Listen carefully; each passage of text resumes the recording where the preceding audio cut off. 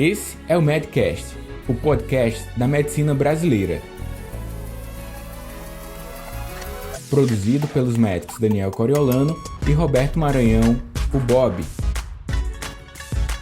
Por Núcleo MD Educação Médica.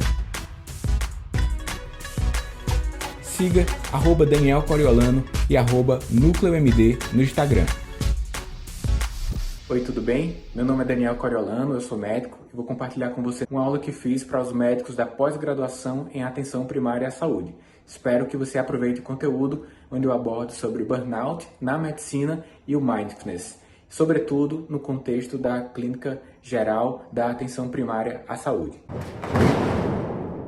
Eu trouxe hoje o tema mindfulness e burnout na medicina, porque também foi algo importante que a gente debateu na vez passada, embora não tenhamos utilizado as palavras. O que estava um pouco na fala de cada um é uma forte pressão assistencial. Isso é um dos fatores que podem causar um grande estresse e que causaram um grande estresse nos relatos, mas que, caso isso permaneça associado a outras variáveis, causará um dano muito frequente que vai causar um dano na sua atuação como médico por um prazo médio ou longo. Então, é justo trazer à mente quais os aspectos, quais os pontos e se reconhecer em um ou outro e que atitudes podemos tomar para que a gente faça a profilaxia dos danos possíveis de acontecer em uma situação de grande pressão assistencial. Várias são as possibilidades de atuar e eu trouxe apenas uma, que é o mindfulness. Alguém pratica? Curiosidade? Não, tranquilo. Então, eu estou falando aqui como praticante e também eu fiz uma formação nisso na época que eu era professor da Universidade de Fortaleza. É um tipo de meditação, vou falar para vocês. Vamos começar aqui falando sobre os danos, né?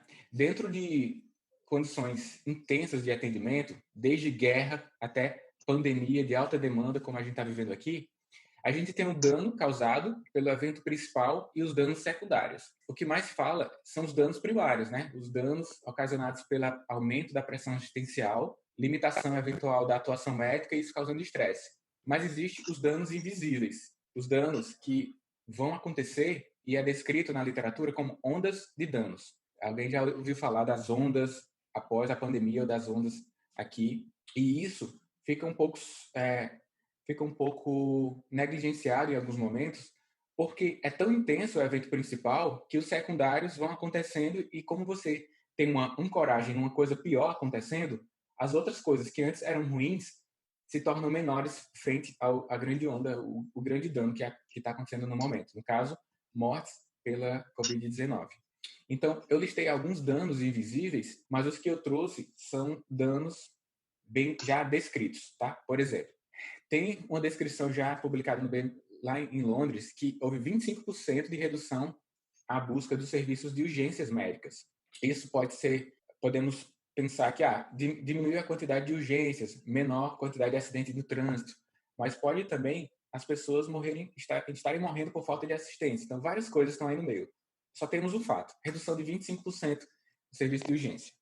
Outro fato, o excesso de mortes nas últimas semanas, em alguns países, eles superaram outras em outros momentos, quando comparado com o mesmo período. Então, quando a gente tira fevereiro do país de 2020 e fevereiro de 2019, na média, tem morrido mais pessoas. Lógico, Covid está matando muito, mas isso quer dizer também que as outras mortes não estão deixando de acontecer. O que acontece é uma limitação da assistência, muitas vezes, porque está correlacionado com esse outro ponto aqui. Os pacientes doentes crônicos e os pacientes com a Covid-19, eles concorrem para a atenção dos profissionais de todas as instâncias que estão correlatas à saúde, seja o profissional da saúde, ou a gestão, ou transporte público, ou transporte sanitário, né? São várias as coisas que estão direcionadas à assistência voltada à Covid-19 e essa desassistência acontece em outras coisas. Nesse caso aqui, que eu trouxe a evidência, foi quanto aos pacientes oncológicos. No artigo apontado aí, ele fala que na Itália, 20% dos pacientes que morreram também tinham câncer. E considera a possibilidade de ter morrido como fator associado ter o não tratamento adequado da neoplasia durante o período. Aqui mesmo na cidade de Fortaleza, eu não sei como está o serviço de atendimento oncológico, mas eu tive um paciente que ele teve que adiar o tratamento de uma sessão de radioterapia por limitação de transporte. Então, é possível que esse fato tenha acontecido com vários pacientes de forma recorrente, recebendo uma limitação quanto ao tratamento de radioterapia, quimioterapia. Apenas um exemplo, né, da oncologia, fora tantos outros. Paciente em segmento lá no centro de hematologia, paciente em acompanhamento no ambulatório de doenças como doenças renais crônicas, e, e vocês provavelmente têm casos a serem descritos aqui de pacientes que estão com limitação de receber alguma assistência com a doença crônica que tem. Isso é um dano invisível para algumas pessoas, para nós não. A gente visualiza uma certa consequência dentro da atenção primária. Então, é o que se descreve como as grandes ondas que acontecem associadas à pandemia. As 3 ondas. E uma delas pega a gente também, como profissionais de saúde. A primeira onda é o seguinte: começa a ter a pandemia e o serviço de saúde começa a ser demandado. As pessoas não têm vaga lá. Só que chega uma hora que a onda entenda como um surfista não, eu ou você que não somos surfistas, tenta pegar a onda. Ela vai causar um dano. Então a onda já é um dano, tá bom? Casos urgentes que não tiveram a resposta adequada no melhor momento. Então, a urgência, o cara não busca o serviço, tem sinal de gravidade, não busca o serviço, ou quando busca, não tem o sistema não tem a capacidade de atender. Deveria. Isso causa dano. O paciente chega até você com um estágio de maior gravidade, ou você chama o serviço de urgência móvel e não tem possibilidade dele ir até lá. Então, isso já é um dano causado. Uma segunda onda, já citei em alguns momentos aqui, mas agora estou citando de uma forma estruturada. São os pacientes crônicos que estão com desassistência agora.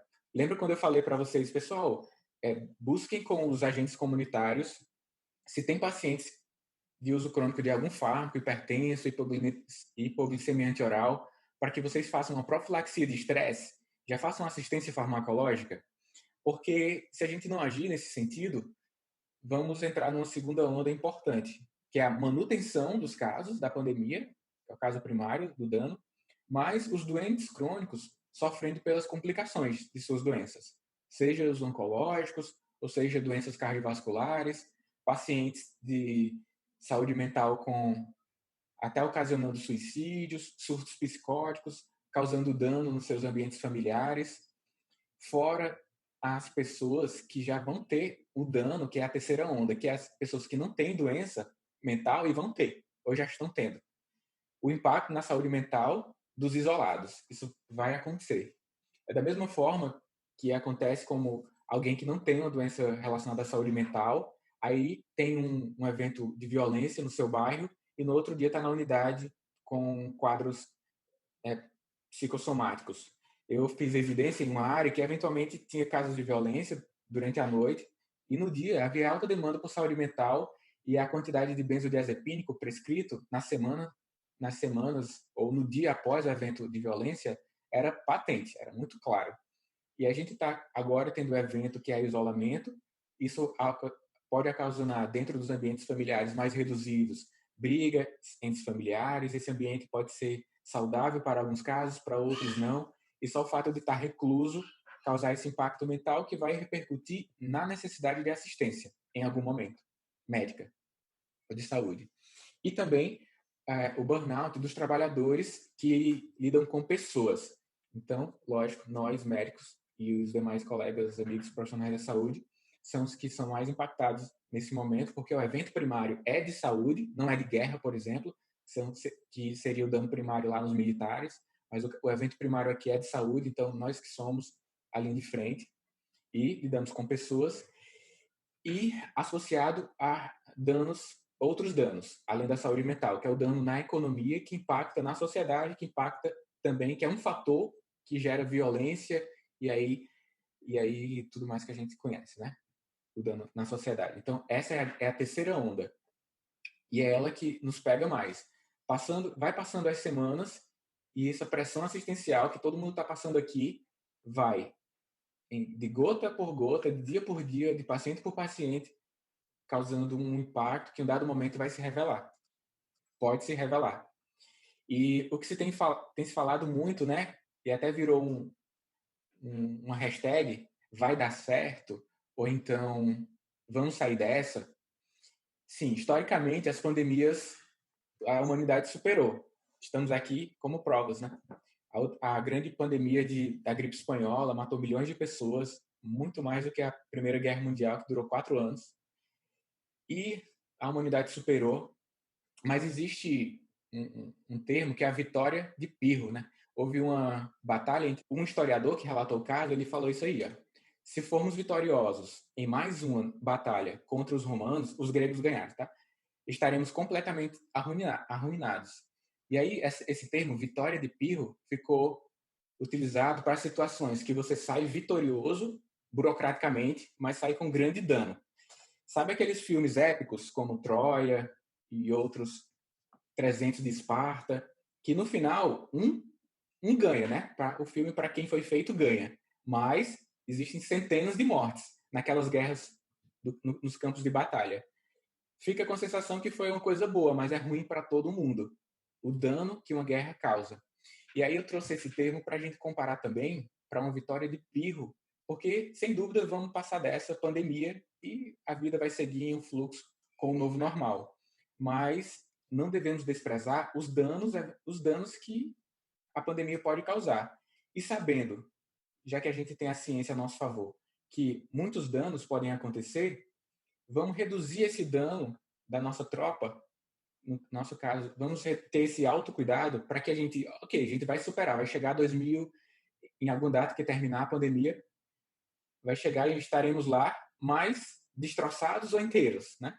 Espero que inteiros, exercendo a profissão e para a gente continuar mantendo a prestação de assistência da forma como nós almejamos quando escolhemos a medicina. E não a vitória de Pirro. Chegar lá todo destroçado, com impacto mental, não querendo mais exercer a medicina, não conseguindo dormir mais e etc, etc.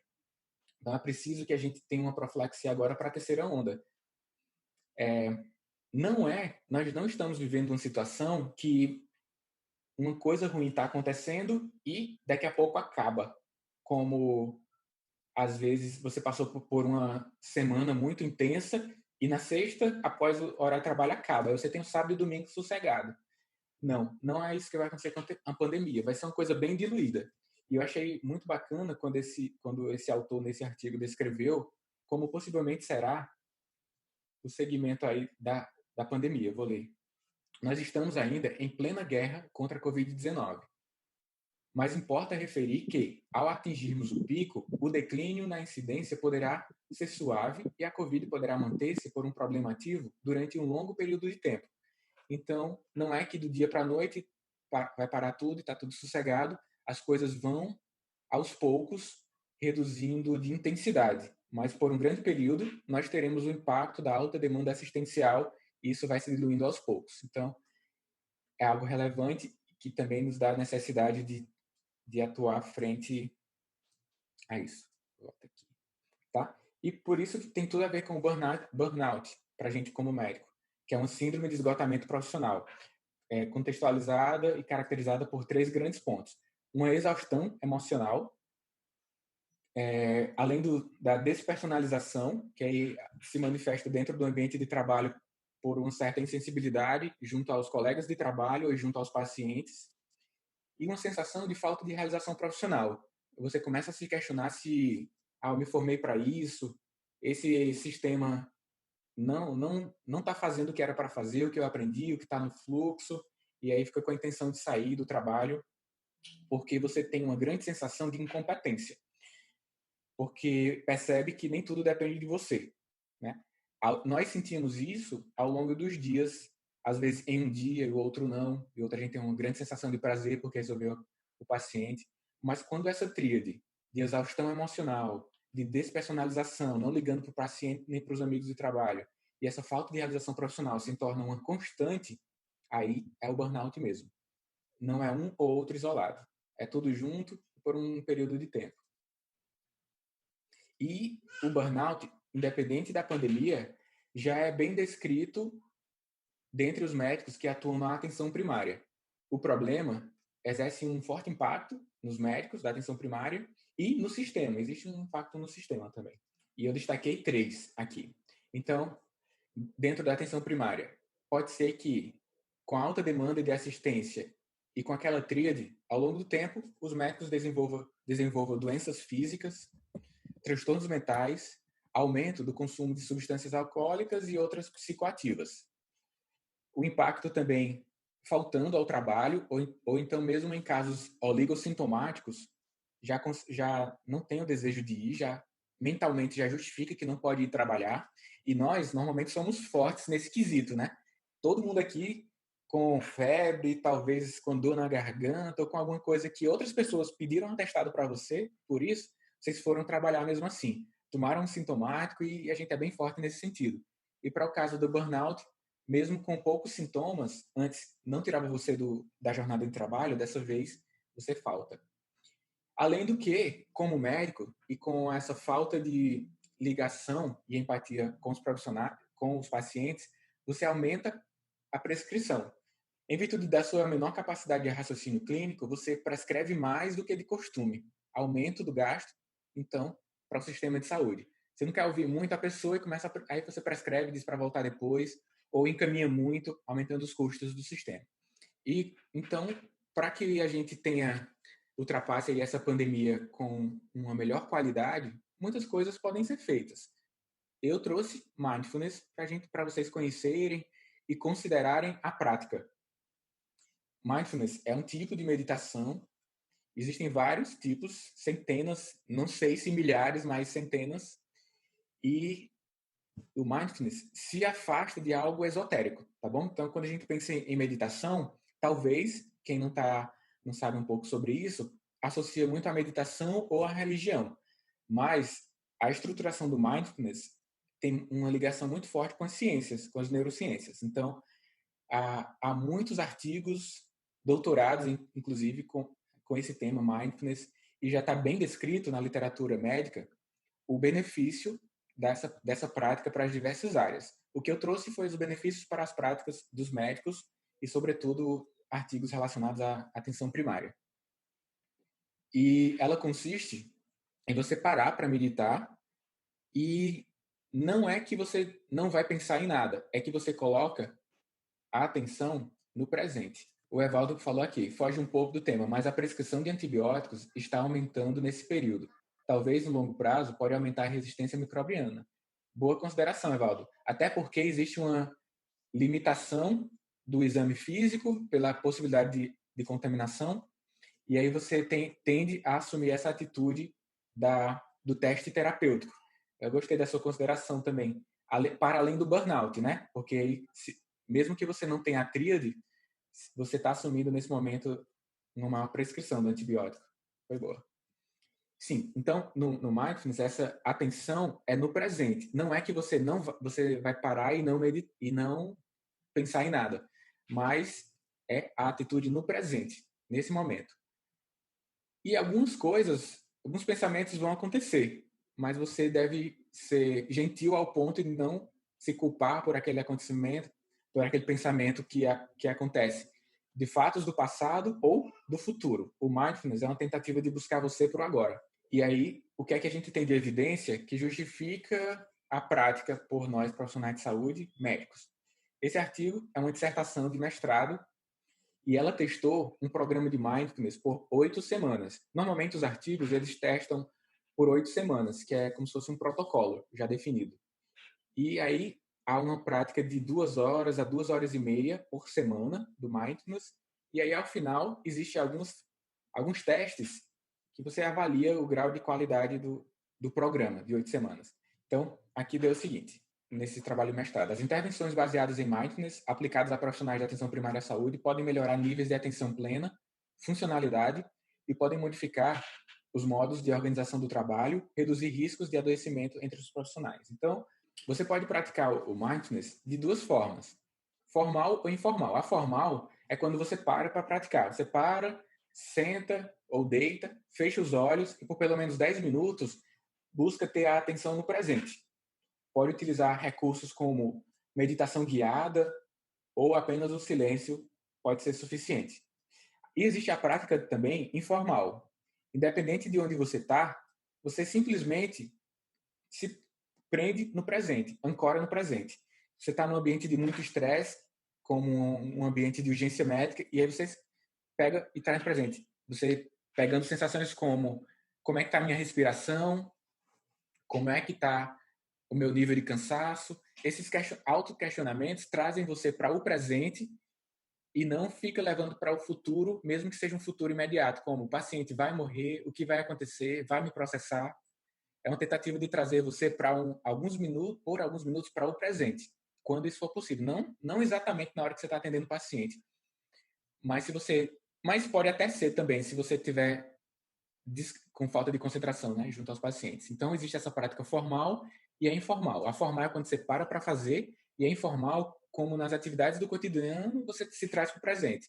Quando vai arrumar o quarto, quando está um intervalo entre um paciente e outro, que você consegue ficar ali no presente, ou quando está se deslocando, dirigindo, você pode praticar a atitude de te trazer para o presente. Normalmente, isso é conseguido quando você busca as sensações do corpo. A frequência respiratória, sentir alguma parte do corpo, essa prática informal, trazendo para o presente essas âncoras. Então é isso, o presente e, eventualmente, os pensamentos de passado e futuro vão acontecer, mas você vai ficar nessa gangorra. Quando sua mente levar você para o futuro, você traz para o presente. Quando levar para o passado, você traz para o presente de novo. E essa prática de trazer o pensamento para o presente, de uma forma frequente, gera os benefícios que estão sendo buscados pela neurociência. Qual é essa influência? E na medicina, em doenças, a gente vê isso, né? A gente muitas vezes não sabe qual é o mecanismo, mas sabe que dá certo. Algumas prescrições, por exemplo. E aí eu gostaria, antes de abrir para as nossas discussões, de convidar vocês a fazer uma meditação agora por 2 minutos, uma meditação guiada. Para ficar mais tranquilo, vocês podem bloquear a transmissão da câmera e seguir as orientações do guia. Pode ser? Eu separei aqui da internet um vídeo e aí cortei 2 minutos, ele vai dar alguma instrução de respiração e aí vocês buscam fazer. Acredito que vocês estão em um ambiente sozinhos, maior parte. Dá para fazer sem vergonha, né? Porque uma das coisas, imagina você parado, com os olhos fechados aí, algumas pessoas passando, pode gerar algum constrangimento. Mas aí eu vou então fazer isso, interromper também a minha imagem. Vocês podem interromper ou não, vocês que sabem. Eu vou iniciar aqui a prática guiada. Tenho 3 simples instruções para quem considerar que vai fazer a prática, antes de passar a palavra para a Marjorie. Primeiro momento é a acomodação. Você vai escolher um local. Eu faço antes de dormir, deitado. Não precisa burocratizar a meditação, não. É onde tiver. Está sentado, então antes de começar o estudo, pratica lá, pratica 5 minutos aqui, 5 ali, 2 aqui, 2 ali. Não precisa ter o momento ideal. É o momento que der, qualquer hora. O que você vai ter benefício em estar na maior quantidade de tempo durante o dia no presente. Esse aí é o benefício. Então, a acomodação, você vai escolher o momento. Não precisa ser todo dia naquela hora. Normalmente isso está associado à geração de um hábito. Mas você pode fazer um dia de tarde, um de noite, outro de manhã, qualquer hora. Então, acomodação. Depois, foco nas sensações físicas. Normalmente, esse foco faz com que você venha para o presente. Quando você percebe a respiração, aí você está no presente, só pode estar. E depois, você vai ter ciclos em que sua atenção vai ser roubada. E você simplesmente percebe que a sua atenção não está no presente e volta por algumas vezes. E o benefício mais evidente vai acontecer se você praticar, em média, 10 minutos ao longo de 8 semanas. Nas primeiras semanas, você já vê benefício. A prática deve ser realizada pelo menos 10 minutos, mas a duração pode se estender ao longo das sessões. E você pode fazer a meditação guiada, tem um aplicativo para isso, posso compartilhar o que eu uso, que é o da Vivo Meditação, ou você abre canais de YouTube e deixa o áudio lá, a pessoa vai dizendo, respire fundo, sinta a mão, Ou então, se você conseguir, você não precisa de nada guiando, você mesmo seguir. Obrigado por acessar o Medcast. Para você ter acesso à comunidade fechada do podcast e ainda ter acesso a web aulas, e-books, mini-cursos, conteúdos complementares aos episódios publicados por aqui, faça parte do Medcast Premium. O link para acessar e ativar o seu período gratuito está junto à descrição desse episódio.